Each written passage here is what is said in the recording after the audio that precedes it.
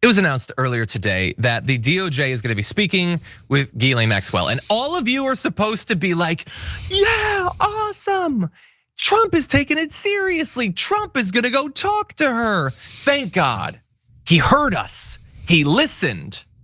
I don't respond at all like that.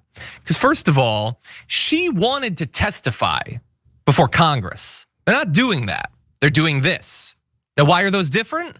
Well, the testimony would be Republicans and Democrats getting to ask her questions, maybe tough questions. And you might even in real time be able to see her answers. That is real revelations. Now, obviously, there's every reason to believe that she could lie, so you can't just trust anything she would say, but at least you'd be able to hear it. Now, is that what you're getting? No. Pam Bondi, I guess, is gonna go talk to her in her jail cell, and maybe nothing comes out of that. Or maybe Maxwell reveals she does know a lot, and she'll, become closer friends with her bed sheets in the next day or two. God only knows with this track record. But much more important than that, you're telling me we're supposed to be jazzed about the DOJ going to interview Maxwell? Do you know what it means that they're now going to go talk to Maxwell? That means they closed the Epstein case without talking to Maxwell? The only person who knows what he did, the only living witness to all of these crimes, Pam Bondi, didn't talk to her. Nobody did. Bongino, no. Kasia Patel, no. She's sitting there and they're all like, man, I can't figure out how we get to the bottom of this thing. And none of them talk to her. This is the most damning revelation. And it proves it's not like they did a half-assed job and found nothing. It's not like they eventually got bored and then they closed the case. They never wanted revelations. That's the only reason you don't talk to his accomplice. Luke, maybe you disagree. I apologize. I'm coming in hot. What do you think? Hot damn. Goodness gracious. We're just going to skip on by the bed sheets joke. That was iconic. I was sitting here as you were talking, trying to think something about bed sheets. I was trying to craft one and then you nailed it. Okay, so yes, be careful. We wish her well, as Trump would say to Ghislaine Maxwell. It's a dangerous time. But I did not even think about that. What you brought up about she was being called to testify, or people wanted her to testify, Democrats wanted her to testify in front of Congress. And now they're doing a little, okay, cool, we'll testify in front of the DOJ. And who specifically? Is it gonna be someone totally aimed at making sure she stays locked in, focused on only Bill Gates questions or something like that?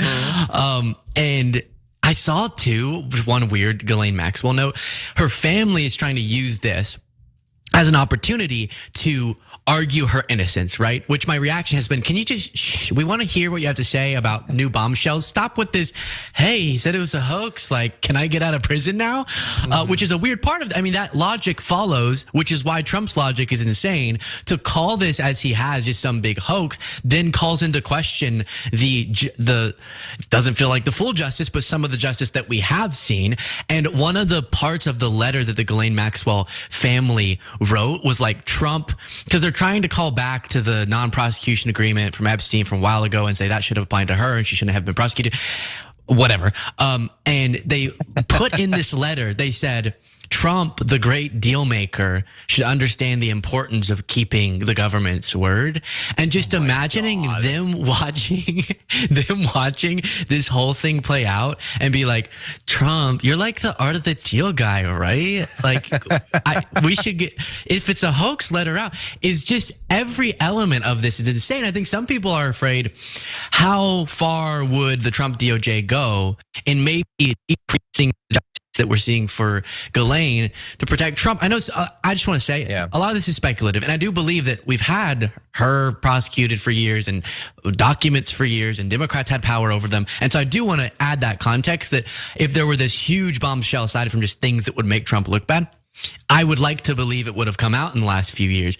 But seeing how Trump has handled it thus far, and then seeing the capitalization of this by Maxwell's family, which has been absurd, does make some people afraid that is she going to benefit from this in some weird, sick way? Yeah, you're totally right. The caveat's important. I suspect that Trump is in the files. I'm not saying I think he's in the files for a specific, like the worst case scenario or anything. And I don't know what happened to Jeffrey Epstein. The entire thing has a lot of stuff that's suspicious. That doesn't mean that it isn't what it exactly. That's what Bongino said. Yeah, that said, I mean, like if Pam Bondi does go meet with Ghislaine Maxwell and then it turns out that Maxwell smothered herself with a pillow or something afterward, then I'm gonna be suspicious.